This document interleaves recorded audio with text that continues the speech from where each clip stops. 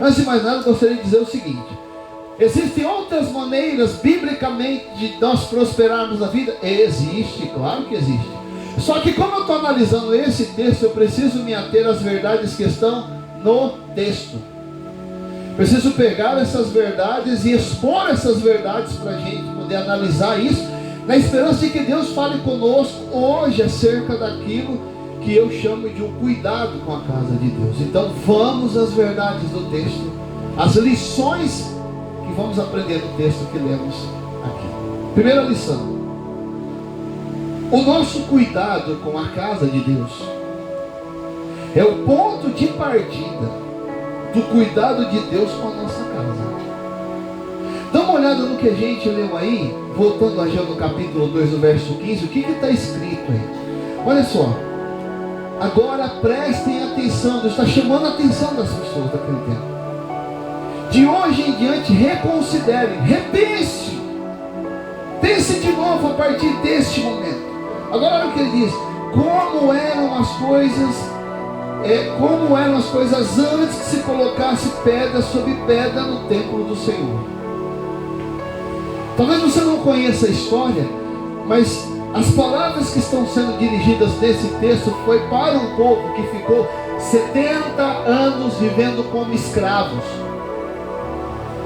E a escravidão é uma das piores formas de tratamento do ser humano. Por quê?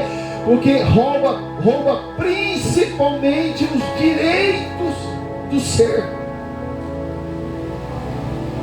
Escravos não tinham direitos. Eles eram arrancados, literalmente sequestrados, transportados da sua pátria, do seu lugar de habitação e levados para outros lugares. Eram castigados. Os homens das outras nações tomavam as mulheres deles, se deitavam com as mulheres deles. Havia uma sequência de estupros. Os filhos deles eram criados já como escravos, trabalhando cedo para servir as nações que conquistavam as suas cidades. E esse povo estava vivendo dentro disso 70 anos, e o que Deus estava dizendo é exatamente isso. Como era a vida de vocês antes da minha casa ser construída, da minha casa ser edificada. Como era a vida de vocês antes da minha casa estar pronta, antes da minha casa estar abastada. Como era a vida de vocês? Então, o texto nos mostra que a casa de Deus é o ponto de partida do favor, de que o cuidado com a casa de Deus é o ponto de partida do cuidado de Deus para com a minha vida. E um homem, preste atenção nisso, um homem não crente descobriu isso. Ciro, rei da Pérsia, entendeu no seu coração que Deus o chamou para construir uma casa para ele. Ele disse: Deus dos céus me chamou, me convocou para que eu lhe edificasse uma casa. Quando Ciro edificou a casa de Deus, que era o rei da Pérsia, Deus liberou uma palavra para a vida dele, que eu quero ler com você em Isaías 45, verso 2 e 3, na revista e atualizada dessa versão. Olha o que Deus falou para Ciro, rei da Pérsia. Ele não era crente. Deus disse para ele assim: eu irei adiante de ti, endireitarei os caminhos tortuosos, quebrarei as portas de bronze, despedaçarei as trancas de ferro. No verso 3, dar-te-ei os tesouros escondidos e as riquezas encobertas, para que saibais que eu sou o Senhor, o Deus de Israel, que te chama pelo teu nome. O que Deus estava dizendo para Ciro? Construa uma casa para mim. Invista na minha casa, que eu vou investir no seu império. As expressões que nós encontramos no texto era literalmente Deus se colocando adiante de todas as suas batalhas, de todas as suas conquistas. E assim Ciro desenvolveu, depois da construção do templo, uma campanha conquistadora em toda aquela região. Ele estabeleceu seu governo sobre os medos. Ele conquistou a Ásia Menor, ele conquistou a Ásia Central, ele conquistou o Egito por volta do ano 530, 536. Esse camarada conquistou tantas nações, e nesse sistema de conquista ele ele criou aquilo que nós conhecemos como os sistemas dos satrápias. O que era isso?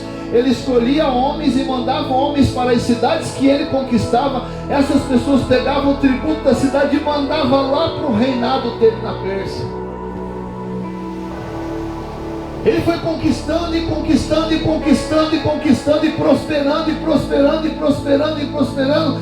Só que antes que Deus quebrasse as portas de bronze, despedaçasse as trancas de ferro, que eram os portões das cidades a serem conquistadas, para revelar para Ciro o seu tesouro escondido e as riquezas ocultas, Ciro fez uma casa para Deus. Ele investiu no templo, ele investiu na casa de Deus. E quando Ciro investiu na casa de Deus, o cuidado de Deus se estendeu até a sua casa.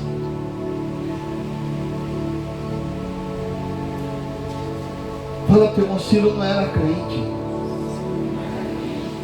Eu estava dando uma olhada. Se você soubesse o número de pessoas que não são crentes, que investem dinheiro nas igrejas sérias, porque eu sei o que você está pensando. Pastor, mas tem muita gente sem vergonha que pega o dinheiro para fazer festa. É verdade. Mas ainda existem igrejas sérias.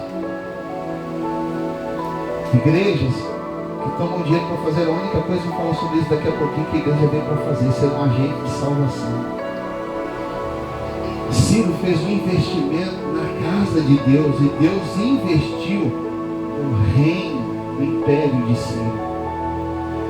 Mas os tesouros escondidos e as riquezas ocultas vieram depois que ele investiu na casa de Deus. Porque o cuidado com a casa de Deus é o ponto de partida para o cuidado de Deus com a minha casa. Então fala para o teu irmão, se você quiser que Deus cuide da casa, da sua casa, cuida da casa dele. É simples. É simples.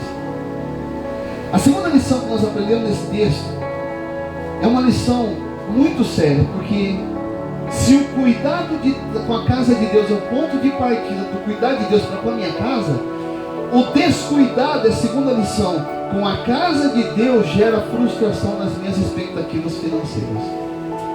Como assim, pastor? Eu sempre espero algo que não acontece na minha vida quando eu não invisto na casa de Deus.